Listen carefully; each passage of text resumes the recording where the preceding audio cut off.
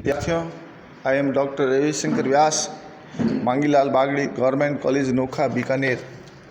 आज मैं BCom part second का टॉपिक मुद्रा परिमाण सिद्धांत है, उसको स्पष्ट कर रहा हूँ। सबसे पहले हमें यह जानना चाहिए कि मुद्रा के मूल्य का क्या अर्थ है। वास्तव में मुद्रा के मूल्य का अर्थ यह है कि हम मुद्रा की एक इकाई से कितनी वस्तुएं और सेवाएं क्रय कर सकते हैं, वह मुद्रा का मूल्य कहलाता है। अतः मुद्रा के मूल्य के द्वारा मुद्रा के परिमाण सिद्धांत की व्याख्या की गई है। मुद्रा के परिमाण सिद्धांत की परंपरागत व्याख्या है, उसके बाद मुद्रा के परिमाण सिद्धांत की फिशर व्याख्या है, उसके बाद मुद्रा के परिमाण सिद्धांत की कैम्ब्रिज व्याख्या होती है, उसके बाद नवीन दृष्टिकोण मुद्रा परिमाण का कीन्स सिद्धांत होता है। आज हम मुद्रा परिमाण सिद्धांत के बारे में विश्लेषण कर रहे हैं। प्रिय विद्यार्थियों, मुद्रा का परिमाण सिद्धांत है वो एक दीर्घकालीन सिद्धांत है। दीर्घकालीन सिद्धांत का अर्थ यह है कि यह लंबे समय की अवधि के लिए लागू होता है। इसमें मुद्रा के मूल्य को एक निश्चित समय अवधि के लिए इंगित किया जाता है। यह सिद्धांत मुद्रा की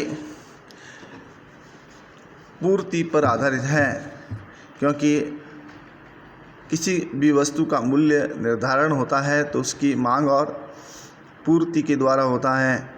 तो मुद्रा परिमाण सिद्धांत में मुद्रा की मांग का फलन और मुद्रा का परिमाण सिद्धांत समीकरण function of money, demand and quantity theory of money. मुद्रा का परिमाण सिद्धांत हमें अर्थ व्यवस्था में मुद्रा के असर का विश्लेषण करने में मदद करता है। राशि M/P को मुद्रा की क्रय शक्ति के बराबर बताना है। M/P को रियल मनी बैलेंस भी कहते हैं। उदाहरण के लिए एक अर्थव्यवस्था केवल पनीर का उत्पादन करती है। अगर M 20 और P 5 रुपये प्रति टुकड़ा है तो M/P तो पनीर के 4 टुकड़े। यह बताता है कि मौजूदा कीमतों की अर्थव्यवस्था में मुद्रा पनीर के 4 टुकड़े खरीदने के लिए सक्षम है। मुद्रा मांग फलन यह दर्शाता है कि मुद्रा की असली मात्रा जो लोग पकड़ना चाहते हैं वह किस पर निर्धारित है। यह एक साधारण मुद्रा मांग फलन है। M/P ब्रैकेट बटा 3 = KY। यहाँ K एक चर है जो बताता है कि लोग अपनी आय के हर रुपए के लिए कितनी मुद्रा पकड़ना चाहते हैं। यह समीकरण बताता है कि रियल मनी बैलेंस की मांग वास्तविक आय के अनुपात में होती है। अब हम आगे इसका स्पष्टीकरण करते हैं। तो प्रिय विद्यार्थियों, कैम्ब्रिज समीकरण और फिशर समीकरण का परिमाण सिद्धांत समानता और अंतर। फिशर का परिमाण सिद्धांत मुद्रा के लेन देन के बीच संबंध स्थापित करता है। इसलिए प्रिय विद्यार्थियों, समीकरण को देखें तो पहली समीकरण है M/V = P/T। यह 1 नंबर समीकरण है। लेकिन कैम्ब्रिज अर्थशास्त्र मुद्रा की मात्रा सिद्धांत के माध्यम से मुद्रा को आय से जोड़ते हैं।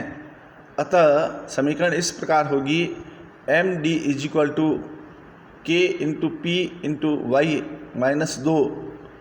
मुद्रा की मांग मौद्रिक आय यानी P/I का एक फंक्शन है। इस मौद्रिक आय का एक अंश नकदी के रूप में जनता द्वारा मांगा जाता है। दोनों की तुलना करने पर यह पता लगता है कि समीकरण में Y उत्पादन की भौतिक मात्रा ब्रैकेट में हम समझते हैं तो वास्तविक आय, और इसलिए लेन देन समीकरण के बराबर है। पहली बात इसमें यह है कि इससे यह पता चलता है कि v = k और k = 1/v, यानी कि एक दूसरे के व्युत्क्रम हैं। उदाहरण के लिए मुद्रा का स्टॉक जो लोग पकड़ना चाहते हैं वह उनकी कुल आय लेन देन का चौथा हिस्सा है और इसलिए k = 0.25 और v = 1/k = 4। अगर मुद्रा की पूर्ति लेन देन के मूल्य का चौथा हिस्सा होगी तब प्रत्येक व्यक्ति रुपया औसतन 4 गुना इस्तेमाल किया जाना चाहिए। यदि k बड़ा होगा तो लोग लेन देन के इच्छुक होंगे। वे अपनी आय के प्रत्येक रुपये के लिए बहुत बड़ी सारी राशि मुद्रा पकड़ेंगे।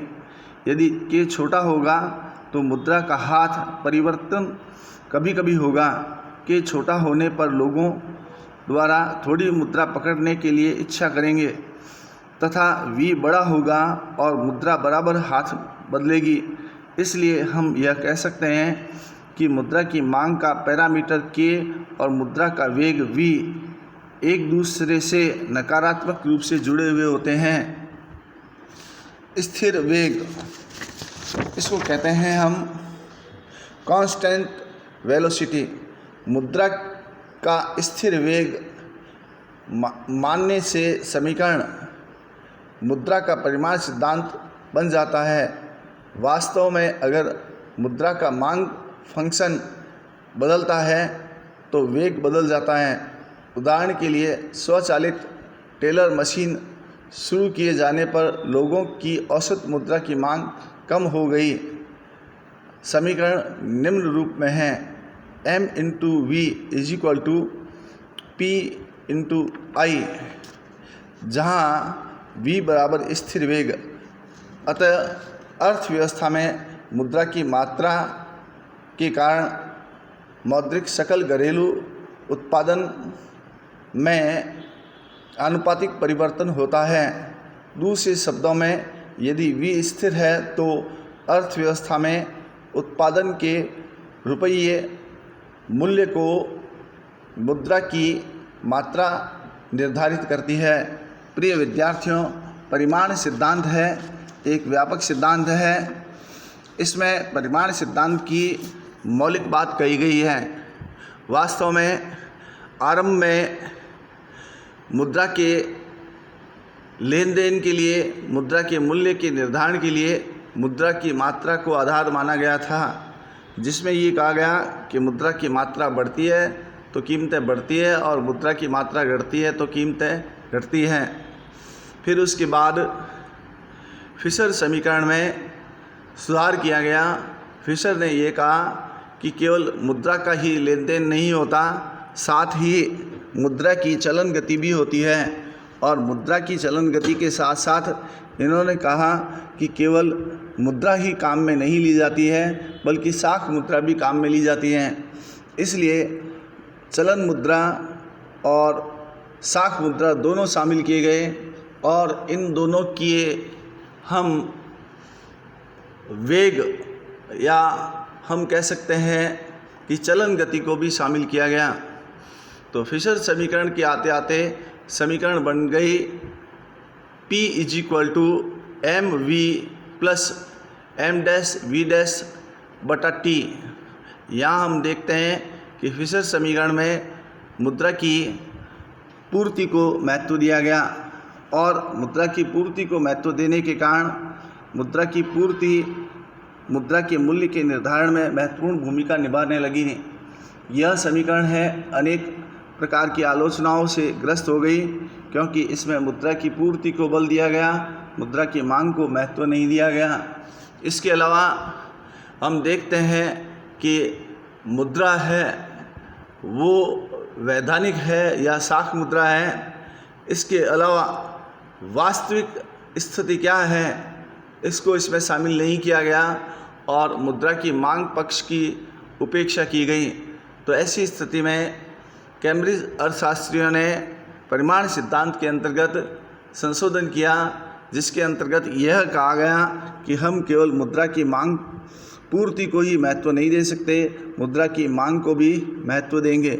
इसलिए जो फिशर समीकरण के बाद कैम्ब्रिज समीकरण हुई, उसमें मुद्रा परिमाण सिद्धांत की व्याख्या में मुद्रा की मांग को महत्व दिया गया, जिसमें ये कहा गया कि मुद्रा की मांग बढ़ती घटती है, उसके हिसाब से मुद्रा का मूल्य है घटता बढ़ता है। इसमें कार्य संपादन उद्देश्य, सतर्कता उद्देश्य, सट्टा उद्देश्य आदि को शामिल किया गया। और इसमें हम देखते हैं कि दैनिक कार्य संपादन है वो आय पर निर्भर करते हैं, और सट्टा है और सुरक्षा के जो तत्व हैं वो ब्याज दर पर निर्भर करते हैं। तो इस प्रकार कैम्ब्रिज समीकरण और फिशर समीकरण में काफ़ी भिन्नता होने के कारण से परिमाण सिद्धांत की व्याख्या है वो व्यापक हो गई। आरंभ में परिमाण सिद्धांत में सीधा समीकरण था मुद्रा की मात्रा, फिर फिशर समीकरण में शामिल कर लिया गया कि मुद्रा है उसकी मात्रा भी लेंगे, साख मुद्रा भी लेंगे, जो करेंसी चलन में है उसकी चलन गति भी लेंगे, और साख मुद्रा है उसकी चलन गति भी लेंगे, और व्यापारिक सौदों की लेन देन की मात्रा भी शामिल करेंगे। इस समीकरण की आलोचना होने के कारण परिमाण सिद्धांत के अंतर्गत कैम्ब्रिज अर्थशास्त्रियों ने स्पष्ट किया, मार्शल पिगू फिशर ने, और इन्होंने इसकी आलोचना की और नया सिद्धांत प्रतिपादित किया, जिसको हम कैम्ब्रिज समीकरण कहते हैं, जिसके अंतर्गत मुद्रा की मांग को महत्व दिया गया और इसके अंतर्गत मुद्रा के मूल्य संचयन के गुण को महत्व दिया गया कि मुद्रा में मूल्य संचयन का गुण होता है, जिससे हम भविष्य में लेन देन कर सकते हैं। तो ऐसी स्थिति में परिमाण सिद्धांत की व्याख्या में फिशर, कैम्ब्रिज और रॉबर्टसन आदि की समीकरण भी काफ़ी महत्वपूर्ण होती है। दोनों समीकरणों को अध्ययन करने के बाद हम देखते हैं कि वास्तव में इन समीकरणों के साथ ही साथ पहले तो कीन्स कैम्ब्रिज समीकरण के साथ जुड़ गए, उसके बाद कैम्ब्रिज समीकरण के बाद फिशर इस समीकरण से अलग हुए और उन्होंने नया समीकरण प्रस्तुत किया जो वास्तविक लेन देन पर आधारित है। इसमें आय, उत्पादन, रोजगार की अवधारणा को शामिल किया गया, और इस प्रकार से परिमाण सिद्धांत की व्याख्या है वो समय समय पर परिवर्तित होती रही। तो हमें मुद्रा परिमाण सिद्धांत के अंतर्गत आरंभिक समीकरण लेनी होगी, फिर फिशर समीकरण लेनी होगी, फिर कैम्ब्रिज समीकरण लेनी होगी, फिर उसके बाद कीन्स समीकरण लेनी होगी। और इस प्रकार विभिन्न समीकरणों का अध्ययन करने के बाद हम देखते हैं कि सभी समीकरण हैं उनकी समय परिस्थिति काल के अनुसार संशोधन होता रहा, उनकी आलोचनाएं होती रही, क्योंकि परिस्थितियां बदलती रह गई। और आज है वो परिमाण सिद्धांत है, उसके तीनों जो कंसेप्ट है, जिसमें आरंभिक समीकरण, फिशर समीकरण, कैम्ब्रिज समीकरण और कीन्स समीकरण, और वर्तमान में वैश्विकरण के कारण, उदार आर्थिक नीतियों के कारण, भूमंडलीकरण के कारण और अनावश्यक नियम औपचारिकताएं समाप्त होने के कारण, विश्व व्यापार संगठन के समझौते के कारण विभिन्न राष्ट्रों के लिए आयात निर्यात के विभिन्न प्रतिबंध हैं और कुछ कानूनी शर्तें हैं। उन कानूनी शर्तों को पालन करने के कारण से परिमाण सिद्धांत है, इसका स्वरूप है वो जो किताबों में दिया गया है, जो व्यवहारिक रूप से काफ़ी महत्वपूर्ण नहीं है। सरकार की नीतियां हैं, रिजर्व बैंक की नीतियां हैं, अंतर्राष्ट्रीय परिस्थितियां हैं, और इसके अलावा समसामयिक घटनाओं का प्रभाव पड़ता है। मूल रूप से देखा जाए तो व्यवहारिक जीवन में हम केवल मांग को भी महत्व नहीं दे सकते, हम न केवल पूर्ति को महत्व दे सकते हैं, बल्कि मांग और पूर्ति दोनों को महत्व देना पड़ता है। और दोनों को महत्व देने के साथ साथ जो वर्तमान परिस्थितियां प्रभावित करती हैं उनका भी ध्यान में रखना पड़ता है। आज विश्व अर्थव्यवस्था में आय, उत्पादन, रोजगार की समस्या है, गरीबी, बेरोजगारी की समस्या है, व्यापार, उद्योग, कृषि, बेरोजगारी आदि की समस्याएं हैं। तो मुद्रा का मूल्य सही आंकना काफ़ी जटिल हो रहा है और ये परिस्थितिजन्य है। सरकार इस संबंध में क्या मौद्रिक नीति, राजकोषीय नीति, वित्तीय प्रणाली और अंतर्राष्ट्रीय दबाव और अंतर्राष्ट्रीय कानून हैं, आयात निर्यात के विभिन्न प्रावधान हैं, उन सभी प्रावधानों आदि को ध्यान में रखकर मुद्रा का मूल्य है वास्तव में केवल मांग और पूर्ति पर भी निर्भर नहीं करता है, बल्कि अनेक बातों पर निर्भर करता है। और आज हम देखते हैं कि अंतर्राष्ट्रीय अर्थव्यवस्था है या किसी राष्ट्र की अर्थव्यवस्था है, किसी एक या दो तत्वों से प्रभावित नहीं होती है, हजारों तत्व अर्थव्यवस्था को प्रभावित करते हैं। तो ऐसी स्थिति में परिमाण सिद्धांत है वो अध्ययन की दृष्टि से महत्वपूर्ण है, जिसमें आरंभिक समीकरण भी पढ़नी पड़ती है, फिशर समीकरण भी पढ़नी पड़ती है, कैम्ब्रिज समीकरण भी पढ़नी पड़ती है, दोनों की तुलना का भी अध्ययन करना पड़ता है, केन्स समीकरण का भी अध्ययन करना पड़ता है और मांग पूर्ति सिद्धांत का भी अध्ययन करना पड़ता है, जिससे मुद्रा के मूल्य का वास्तविक स्वरूप हमारे सामने आएगा। आज हम देखते हैं कि भारतीय रुपया है उसका डॉलर के मुकाबले में महत्व कम हो गया है, रुपये का मूल्य घट रहा है और डॉलर का मूल्य बढ़ रहा है। भारत के पड़ोसी देशों का जो संबंध है, इसके अलावा अंतर्राष्ट्रीय परिस्थितियां हैं, सैन्य परिस्थितियां हैं, इन सभी बातों का मुद्रा के परिमाण सिद्धांत पर प्रभाव पड़ता है। इसलिए हम कोई ठोस नतीजे पर पहुँचें, इसके लिए अभी और अधिक व्यापक अध्ययन और विश्लेषण की आवश्यकता है और पूरा का पूरा परिमाण सिद्धांत है इस बात पर आधारित है कि मुद्रा की मांग कितनी है, पूर्ति कितनी है, अन्य सामाजिक, राजनीतिक, आर्थिक परिस्थितियाँ कैसी है, अंतर्राष्ट्रीय अर्थव्यवस्था कैसी है, वर्तमान में परिस्थितियाँ कैसी है, स्वर्ण के मूल्यों में उतार चढ़ाव कैसे हैं और राष्ट्र की आर्थिक स्थितियाँ कैसी है। इन सब बातों के आधार पर मुद्रा का मूल्य निश्चित किया जा सकता है। प्राचीन काल में लेन देन की मात्रा सीमित थी, वस्तु विनिमय था, ऐसी स्थिति में कोई समस्याएं नहीं थी। आज पत्र मुद्रामान है।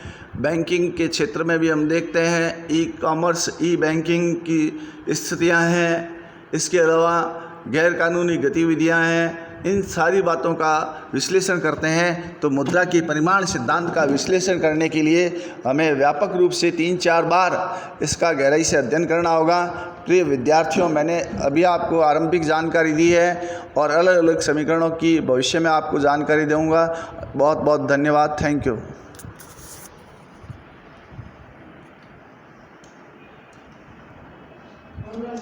Yes sir. हाँ, आप क्या है?